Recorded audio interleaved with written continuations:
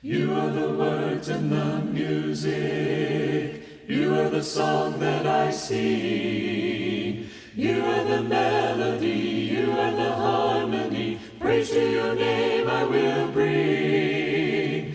You are the Lord of lords. You are the mighty God. You are the King of all kings. So now I give back to you the song that you gave to me. You are the song. First Kings 19. If you'll go ahead and turn there as we get started with our lesson today.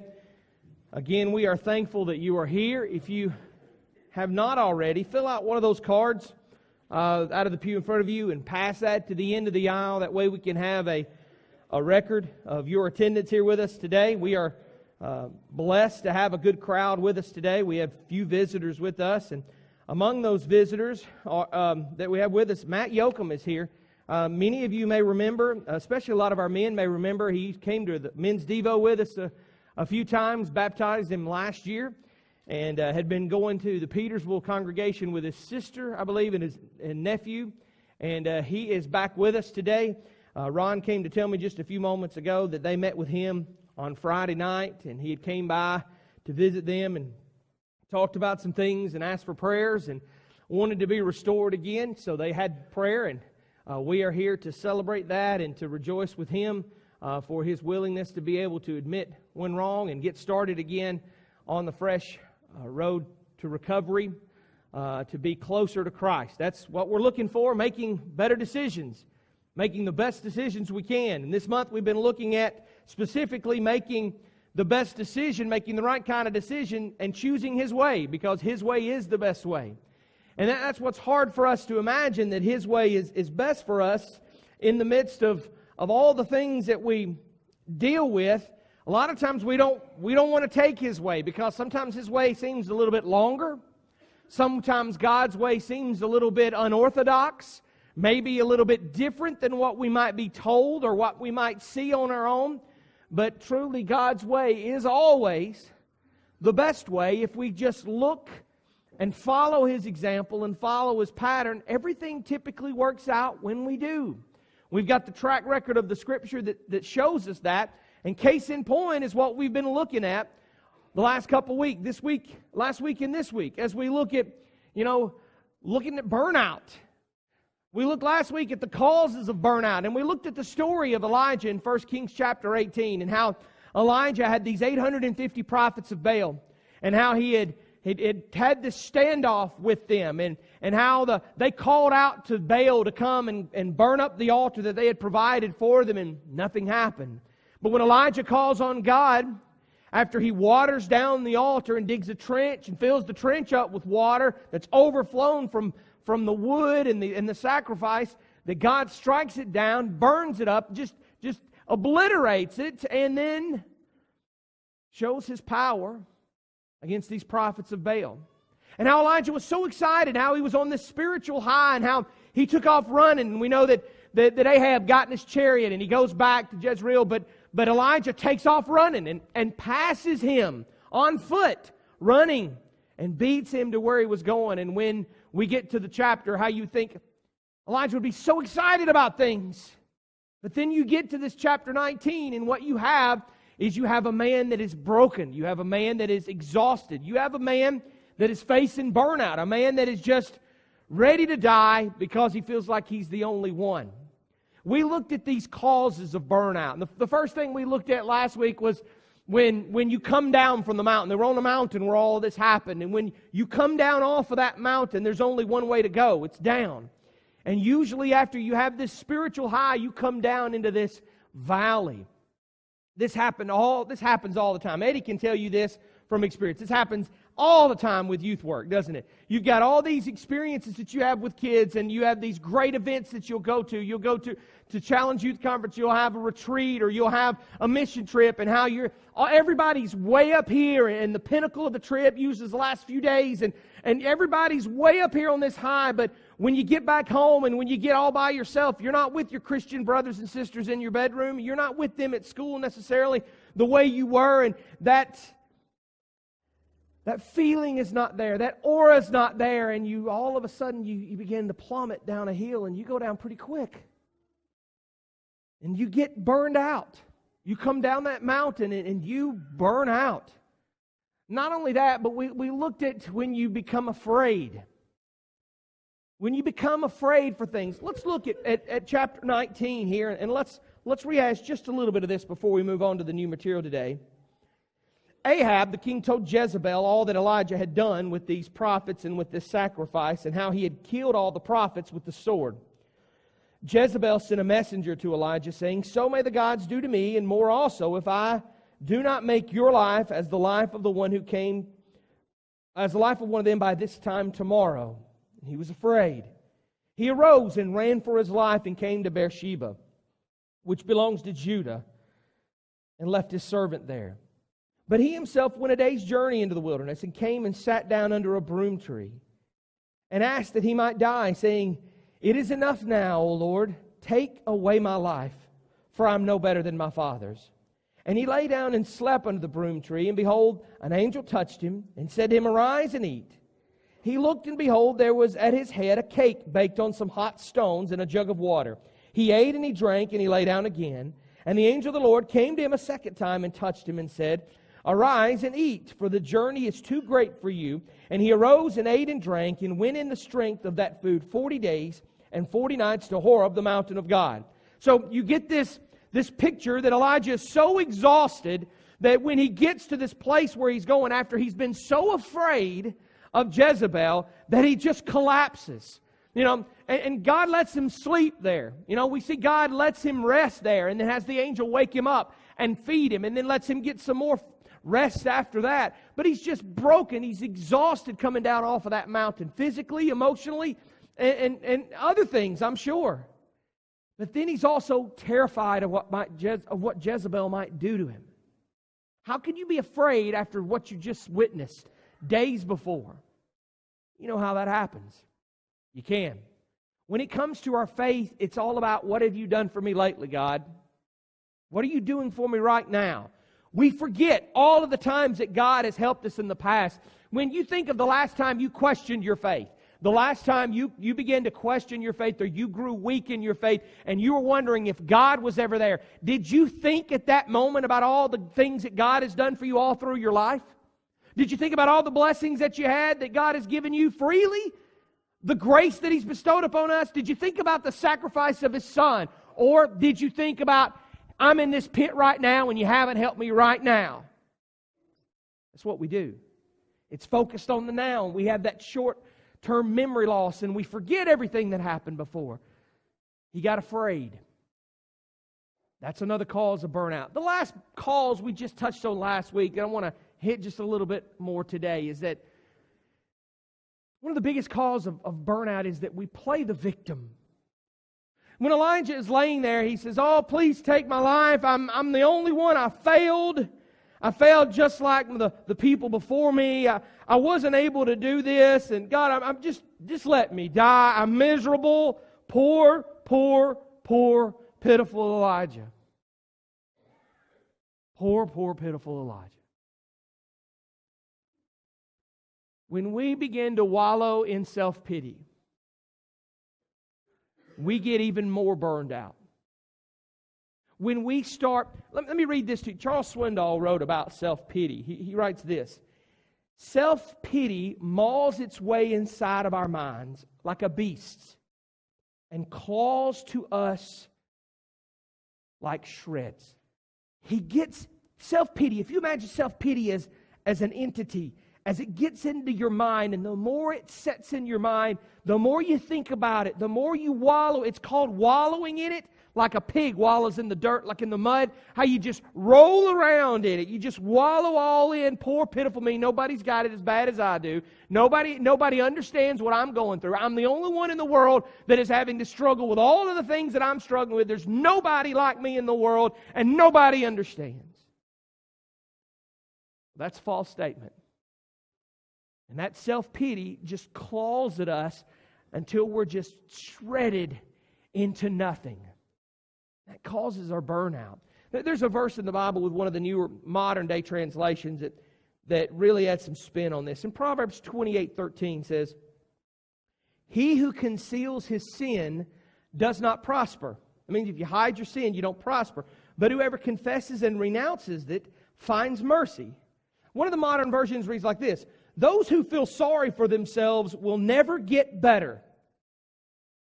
Listen to that. Those who feel sorry for themselves will never get better, but those who come clean will find the mercy that they seek. We can't allow ourselves to just feel sorry for ourselves, because when we do, that's the point that we feel so burned out that we give up, and that's where so many people get in their faith and they abandon their faith. And if you look around and you notice people that are not here today, that were here probably 10 years ago, 5 years ago, 2 years ago, a couple weeks ago, and they haven't been here in a while, probably this is a big cause of it right here. They feel so rotten. Nobody cares for me. Nobody has called me. Nobody has checked on me. Nobody understands what I'm going through but me. Poor, poor, pitiful me. And we wallow in it. We play the victim. And we get burned out. I'm not saying it's easy to not do. It's very easy to do. I've done it. You've done it. We all wallow in that mire sometimes. But that just leads to burnout. Now, the best thing about today's lesson is this. The burnout is the depression part. It's depressing to think about it. It's sad for us to look at just being burned out, feeling like our life's on a treadmill and we just keep going and we're ready to just let go and fall flat. Doesn't matter how hard it's going to hurt us. We're ready to let go. We're ready to quit. It's a totally reversible process. You don't have to be burned out. You don't have to have the candle burning at both ends to be extinguished. There is a prescription for this. There is a way around this. There is a way that God has provided, His way, that we see here with Elijah, that gives us the same pattern, that if you're feeling this way, church, if you are facing this burnout, and I know I'm not naive enough to believe there's probably 70% of this congregation has felt this way sometime recently. You felt this way. So if you feel like I'm talking to you, it's because it's common to all of us. We all go through this. This is the way that we can get out of it. This is what God does with Elijah, and He can do the same thing with us and show us how we can overcome it.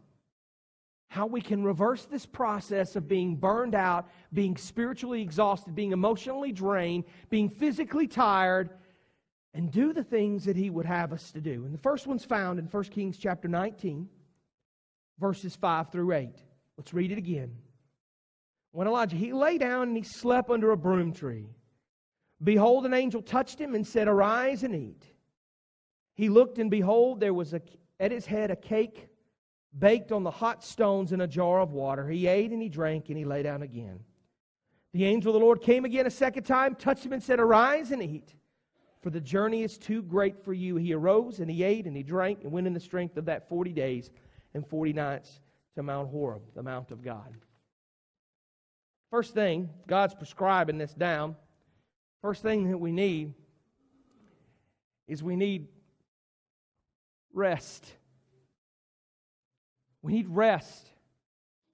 Now, this is one of those lessons that I wish I could come up here on Saturday and set up the camera and record it. And then after I record it, when I get here on Sunday, go sit where you are and push play so I could watch it. Not that I think it's great, but I think I need this just as well as anybody else. The number one thing that we can do to overcome burnout is just to sit down, to take a break, and to rest. Now, let me tell you, you might not look at this and say, "Oh, that's obvious." Yes, we understand this. But this is not. If we are in the situation of Elijah, this is not what we would have told Elijah to do. This is not what we would have told Elijah to do. Here's what we would have said. All right, let's imagine that we're a companion of Elijah. Let's imagine that we're with him, and we go and he's left us there at Jezreel, and he's went off and ran off into this cave there, and he's crying like a baby. You know what we would have done? We would have went and found him. We would have went over to him, and we would have said, "What are you doing? Get up! Get up out of the ground! What do you think you're doing?" "Well, I don't feel good. I'm really tired. I'm bummed out. All this Jezebel's coming after me to kill me. I don't know what I'm going to do. I don't know how I'm going to live. I'm just a failure." And then we would say, are you serious? What are you, a pansy? Get up. Suck it up. Go do what you're supposed to do. Did you not see what God did with those prophets of Baal? Did you not notice the altar that you poured water on, that you saw all blow? You saw that, right? Did you not see how fast you ran? Were you not there? You need to pause a second and look at your life and get your rear end in gear and get back out there and do what God says to do. That's what we would have said. You know why? Because that's what we say. That's what we say to each other. He just needs to get right. He just needs to fix it. He just needs to do this. When here's what God says. God doesn't do any of that. God doesn't pull him up and hold him by his head, maybe like a Bugs Bunny cartoon, and slap him across the face a few times and say, wake up! What do you think you're doing? God lets him sleep. God lets him sleep, and maybe he slept so long that God knew he needed some nourishment. God sent an angel down and told the angel to put the cake there on the hot stones in a jug of water, tap him on the shoulder and say, hey, Elijah, you need to eat something. Go ahead and eat something. And then go back to sleep. And he let him rest. The number one prescription that we can have for this is just physical rest. And you know why God says he needs it? Is because God understands Elijah. God understands what Elijah is going through. God understands the human condition because he created it. God understands what's going on in Elijah's mind because he created his mind. He created his circumstances, and he knew what Elijah was going through. And the same way he knows exactly what you're going through. He is in your mind. He is in your head. He created it. He knows your circumstance. He knows your situation. And he knows how you feel. He knows how you feel. Look at these verses here. Look at Psalm for just a second. Psalm 139. Very powerful passage when we talk about the power of God and how much he knows. Psalm 139. We could read the whole psalm. We're just going to read a few verses, 7 through 10. Where shall I go from your spirit? Or where shall I flee from your presence? Notice he ran away. Elijah ran away. If I ascend into heaven, you're there. If I make my bed in the grave, you're there. If I take the wings of the morning and dwell in the uttermost parts of the sea, even there your hand will lead me, and your right hand shall hold me up. David says God is there. And he knows and he understands, and there's no way you can get away from him. Hebrews 4:13 says, no creature is hidden from his sight, but all are naked and exposed, and the eyes of him who does this, we must give an account. He knows. John writes it this way. You can't put it any simpler than what John says in 1 John 3:20. For whenever our heart condemns us, God is greater than our heart, and he knows everything. How much simpler can you get than that? When your heart gets down, when your heart gets bummed out, and you get to this point of burnout, remember, God's greater than your heart. And he knows everything. We got to get the proper rest that we need. We've got to sometimes we need a few moments where we can just break away and rest. Now, I'm not saying Netflix, Facebook. I'm not saying that. I'm not saying to veg out and take on another avenue. I'm saying simple rest. A simple break. Not a break for you, just a break. God gave the Sabbath day, and he meant for the Sabbath day to be upheld in the Old Testament. Because he knew how we were, and he knew what we would go through. Now, this is not to say you take a break from church. Take a break from God. Because God lets him rest. But when God wakes him up, there's something he wants him to do. The first step is rest. That's the first prescription. Rest. The second one is God wants us to rediscover. He wants us to rediscover Him. Notice what happens. 1 Kings 19,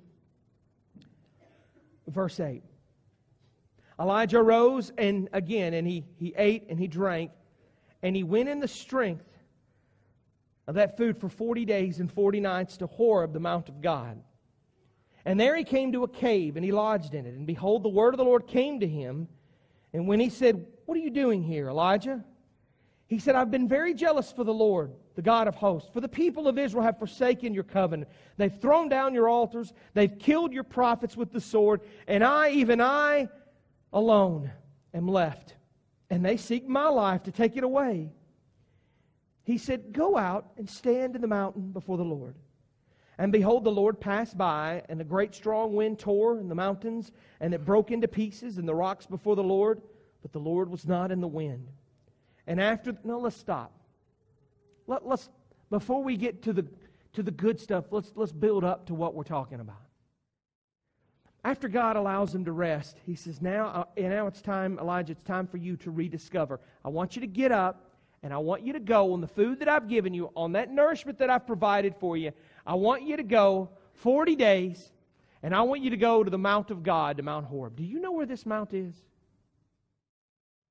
Do you know where this Mount Horeb is? Would it surprise you if I told you that Mount Horeb, the Mount of God, is the same mountain that Moses was looking out, keeping the sheep with Jethro's flocks, and he looks out and he sees this bush that doesn't burn up. And then he walks up to this bush and he finds it, and the bush is on fire and it's not burning up. And the bush speaks and says, "Take off your sandals, Moses, because you're standing on holy ground, because I, God, am here." Would that surprise you? Would that surprise you that I told you that was the same mountain? Well, it is. God wanted him to go, well, that place has got to be way out of the way for Elijah. You know what it is? As a matter of fact, Mount Horeb, from where Elijah has run to, is 200 miles away. 200 miles away. God says, now that you've rested, now that you've received your strength back, I want you to get up and I want you to go somewhere special for me. I want you to go to this place somewhere special. And you know what? I want you to take 40 days and 40 nights to get there. Now let me tell you this also. It takes nowhere near, even when you're on foot or with an animal, it's not going to take 40 days and 40 nights to get 200 miles. And it's not going to take nowhere near that. He could have gotten there a lot quicker than 40 days and 40 nights. But why did God say 40 days and 40 nights? Why did God say, I want you to take 40 days and 40 nights? What's significant about the 40 days? You know. You know what's significant about it. It was 40 days and 40 nights that Noah was on the ark while it was raining. He was on the ark a lot longer than that, but it rained for those 40 days and 40 nights. It was 40 days that Moses went on the mountain to be with God when he delivered him the 10 Commandments and the law. It was 40 days and 40 nights that Moses was up there and he was able to discover God. It was 40 days and 40 nights that Jesus in Matthew 4 and in Luke 4 is out in the wilderness to be tempted, before he's tempted by the devil, after his baptism, to prepare himself for his ministry. Now, although it would be nice, I'm not advocating you go to your boss or me go to the elders and say, I'm in need of a 40-day vacation. I'm not asking that. Although, if you guys want to do that, that would be great. I'm not asking that, but I am saying that God says to Elijah, I know you're bummed out, I know you need the rest, but get up. Come on, I got somewhere I want you to go. I want you to spend 40 days and 40 nights, and I want you to go to the mountain of God where everybody knows that's where God went with Moses. That's where God met the people as they came out of Egypt to go to the promised land. That's where God put the covenant with humanity there in the 10 Commandments. That's where God made a deal with man and says, I will do this if you will do this. Do we have a deal? And all the people of Israel says, yes, we will do all that the law has commanded. God wanted Elijah to get back and to rediscover him. And when he first got him there, you know what he said to him? He says, Elijah, what are you doing here? Now, that's a very weird question for God to ask because, number one, God's the one that told him to go. When he gets there, he looks at this mountain, and God says, now, Elijah, come on out of here. What are you really doing here? And he says, well, I've been trying to serve you, but the people won't listen. I've been trying to do whatever you ask, but people won't do this. The people won't do that. And Jezebel's doing this, and I'm not able to do this. And it's always about somebody else, what they're not doing, and what all I'm having to do. You see that? Do you see that mix there? The people aren't doing this. I'm trying to do this. The people aren't listening. I'm trying to serve you. They won't do what they're supposed to do, but I'm doing everything that I'm supposed to. Then, after Elijah gives his words, the Lord passed by. A great strong wind when the Lord passed by the mountains. They broke into pieces. Rocks fell down before the Lord. But the Lord was not in the wind. After the wind, an earthquake. The Lord was not in an earthquake. And after the earthquake, a fire. But the Lord was not in a fire. And after the fire, there came a low whisper. When Elijah heard it, he wrapped his face in his cloak and he went out and he stood at the entrance of the cave. So you've got Elijah out there. What are you doing here, Elijah? He gives his spiel. Lord passed by, rocks break into pieces, earth shakes, fire breaks out, and it's not God. And then here comes this low whisper. Elijah comes out of the cave, wraps his face up, and then you hear God ask this. Notice, when he came out after that whisper, when he heard it, he wrapped his face in his cloak, he went out, stood at the entrance to the cave, and behold, there came a voice and said to him, what are you doing here, Elijah? You see that? It's the exact same question. But what God did in this was He said, I want you to notice something, Elijah. I want you to take your focus off of yourself. What are you doing here, Elijah? It's all about me. The people aren't doing nothing. This is poor, poor, pitiful me. Fire, earthquake, mountains crumble. Here comes this whisper. Now, Elijah, think about your answer one more time. What are you really doing here? And the answer should have been, I'm enjoying my time with you, God. That's what it should have been. I'm amazed at your power, God. I'm at all in your presence, God. But God was not in the earthquake. He was not in the crumbling of the mountains and the wind. He was not in the fire. God was in that soft voice, the whisper that came to him. What are you doing here, Elijah? I want to ask you. I could ask you before we came in here, what are you doing here? Well, I need to come to church. I need to do all this stuff. I need to get, I'm supposed to be here. No. After all of this, after what we've just done, breaking the bread and taking of the cup, after we've, had communion, I ask you really, what are you really, really doing here? What are you doing here? Because this is not about you. See, God says the best way to overcome burnout is to get the rest you need and then to take the focus off of yourself and rediscover that He is God, that He is the one that's in charge, and it should be your life, my life, our life should be about Him. And when we discover that, that's when our road to recovery starts to take place. Because God not only just says rest and rediscover, God says other things. He says, I got a reassignment for you.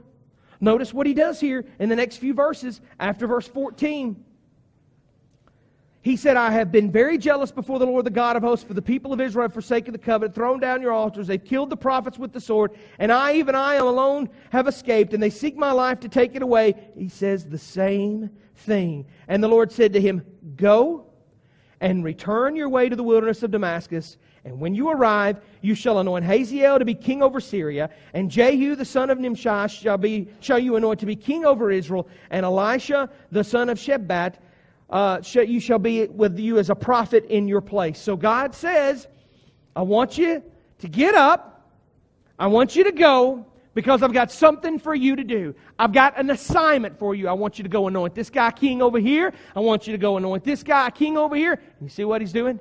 God is saying to Elijah, I know you're tired. I know you've experienced this, but you know what? I still got something that I need you to do. You're still important to me. You're still valuable to me. I want you to go out. I want you to rest. I want you to rediscover who I am. And then I'm going to reassign you and give you a break. And I want you to do some good things for me. Sometimes the best thing we can do is keep ourselves busy. Yes, we need the rest. Yes, we need to take breaks. But the best thing we can do is keep ourselves busy in the right kinds of things. Because when we keep ourselves busy in the God things, it keeps this in order. And our focus is removed off of ourselves, and it's put on what's really important. And the last thing God gives him is beautiful. The last prescription that God gives him is beautiful. You got rest, you got rediscover, you got a reassignment, and I want you to have some relationships. You know what I'm going to do? I'm going to send you your new best friend. And enter into the story, Elisha. Wouldn't it be great when you get to the point, when you get to the same point that Elijah has hit, when you're facing burnout, wouldn't it be just amazing? Wouldn't it be just awesome? When you reach this point that he felt, when you get there, if you could say, man, I wish somebody could just help me. I wish somebody could just pull me out of my pit. I wish somebody could just set me straight. I wish somebody could just encourage me and motivate me. Now, if you've said that, and I know you have because we all have, now before we sing this song of invitation, I want you to do this. I want you to look around. I want you to look in front of you. I want you to look behind you. I want you to look beside you. Go ahead and do it now. Because you see what that is? That's exactly what you want. That's exactly what you need. That's what we are. That's what the church is. God says, you get your rest. You get the rest you need. You rediscover who I am. You rediscover my power. Then let me put you on a reassignment. Let me give you some good things to do, some good works that I've prepared beforehand that you walk in. Then I want you to reestablish some relationships with good, godly people that are trying to do the same thing you are. Because when you do that, when you not forsake the assembling of yourselves together, as the manner of some is in Hebrews 10, you exhort one another, and so much more as you see the day approaching. You help each other out. I will be able, if the Lord tarries is coming and I don't die before tomorrow. I have had a rough week. I've been tired. I'm wore out. But I will be able to get up early tomorrow morning, and I'll be able to go serve the Lord, and I'll be able to get up and go to work, and I'll be able to do the kinds of things that I know I'm supposed to do on Monday morning. Because you were here and you motivated me. See how that works? And I hope it's vice versa. So you facing burnout? Begin the rest this morning.